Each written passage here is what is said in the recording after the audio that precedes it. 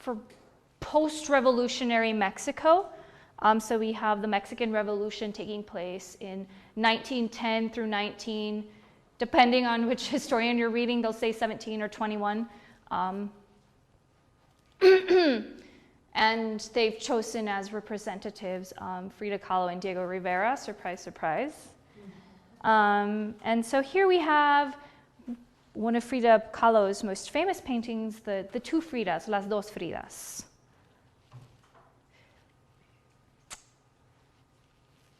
Any takes on the Two Fridas? I can just start lecturing on her.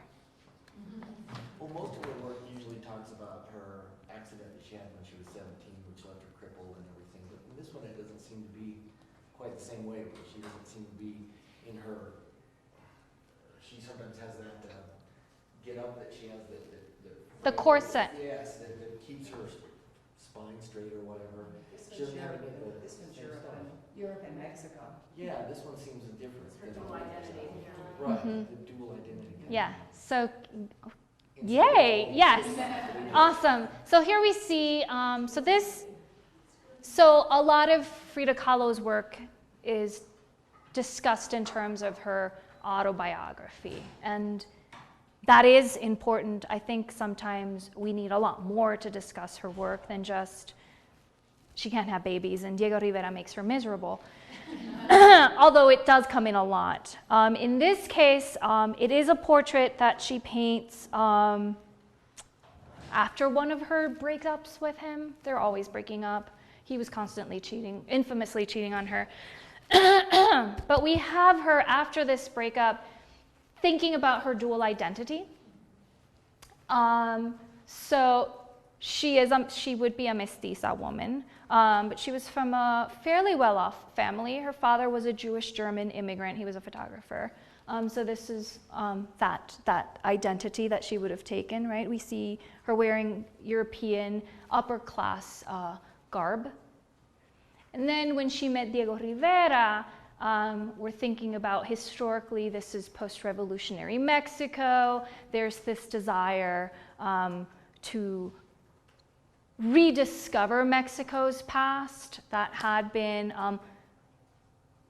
squashed by the porfiriato, by the government. And among the intellectual circles, they're looking back at their native history. And in Frida Kahlo's case, she's actually doing it through her attire, right? And she's really popular for wearing, she had a whole closet. If you go to Mexico, you can see an exhibition of her different clothes, and they tie back to different regions of Mexico. So she's extremely conscious about yeah, so she's aware of the clothing. At the time, Mexico is trying to figure out, politically Mexico and intellectually, they're trying to figure out what Mexico should be, right? Mexico is composed by different states, different ethnic groups. So kind of think about it as the United States, right? We're kind of trying to come up with a cohesive identity. And there's a lot of exploration at the time. Diego Rivera and Frida Kahlo were collectors of pre-Columbian items, for example, artifacts. Diego Rivera at one point built he has a pyramid museum. But we're seeing her, right, divided between this, between her mestiza identity, right? We're seeing her European background, her more indigenous background. The more indigenous background is the background that Diego Rivera really loved and pushed her to embrace. If you look at very, very early, there's a really beautiful early self-portrait of her where she still hasn't started adopting. This is a pre-Diego Rivera painting where she still hasn't adopted her indigenous attire. So we're seeing this split, but they're connected by a vein that's connecting both their hearts. Do you see that? I have some details of what's going on here. So we see this kind of clipping of this vein.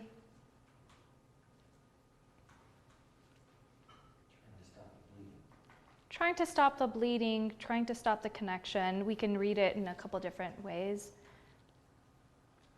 But these veins are the bond that unite them. So we're seeing them holding their hands, but they're also connected through their hearts, and these veins through their hearts. But on one side, she's definitely slowly bleeding to death. Yes. On the other side, there's no. It's a pain of, possibly a pain of loss of love. It's something she wrote a lot about and made her quite miserable, his cheating ways. When talking about her dual identity, and I can't remember exactly, but wasn't in her lifetime her artwork, wasn't she more well received by a European audience than she was at home, or is that? She was definitely embraced by the surrealists, although she didn't want to. She was embraced by the surrealists because she was exotic and different. So they were just appropriate. Yeah. She says that she would play along with it because of the exposure, but she did not identify as a surrealist.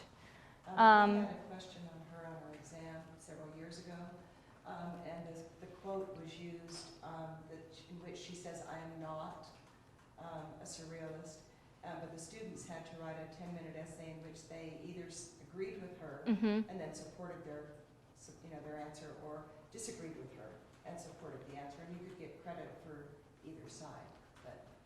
And what she does is, I mean, they tie her to surrealism because she's using a lot of folklore and mythology and Mexican history in her work. She also incorporates a lot of visual language from the colonial era. And in Europe, they were looking at, at the time, the surrealists and the cubists and all the isms at the time were, yes, we have Freud and dreams. We're also looking at, during this time, there's a interest in the other. So we're looking at Africa, we're looking at the Pacific and the Americas as inspiration. And so her work, even though it wasn't necessarily arriving to this language in the same way, has certain affinities that they're tapping in and they're understanding as being the same as theirs, if that makes any sense. So we have the vein being cut off on the European side. On the indigenous side, we see that the vein is feeding into a small portrait of Diego Rivera as a child, which is kind of weird. She always painted him as a child. She painted him a lot as a child. Or even if he was kind of a big man, she'd hold him as a child.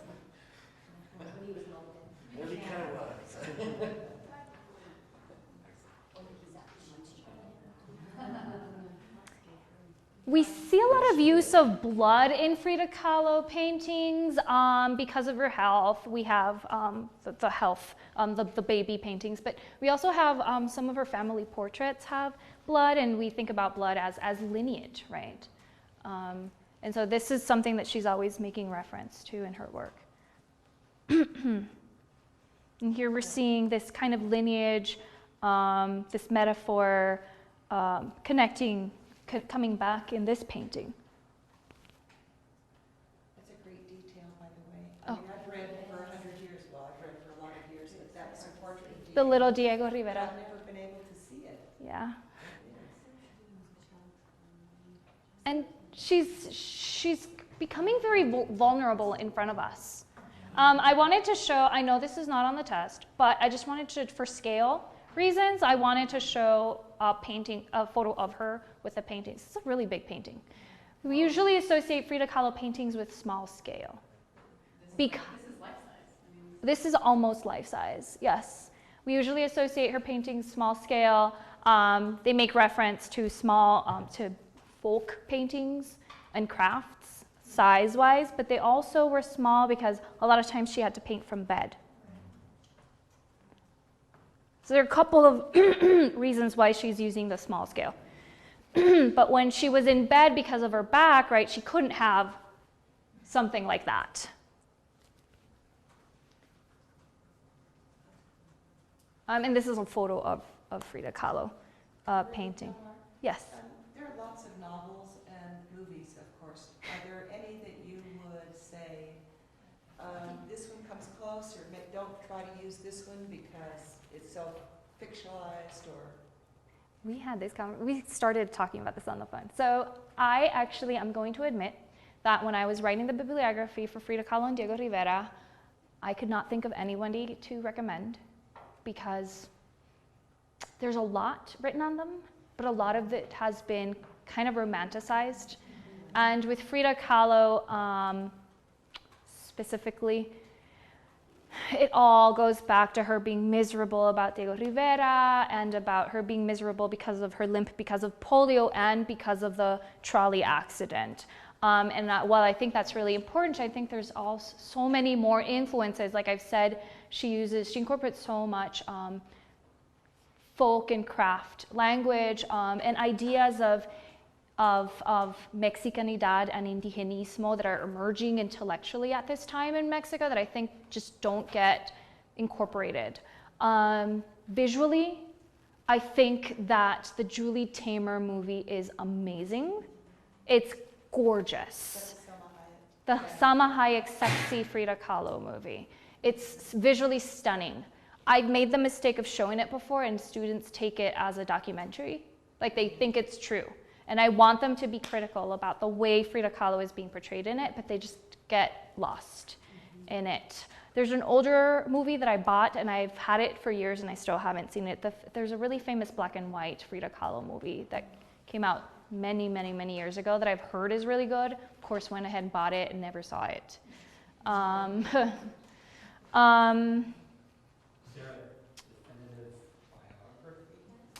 There's a really famous biography, the Aiden Herrera biography is really famous. Now it was her dissertation. I think it was written in the late 80s, early 90s.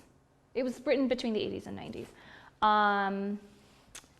And I think it's a good one. You do have to be slightly critical about it because of when it was written. Frida Kahlo wasn't very popular. There's a lot of archival research. Frida Kahlo is really popular to the point that we now have a phenomenon known as Frida Mania, Frida Mania.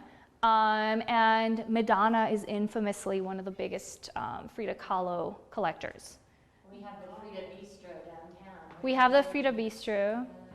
So the movie, is it, I'm just looking it up, is it the 2002? Yeah, the one with Salma Hayek. Mm-hmm. And so Salma Hayek is like this really beautiful, very sexy.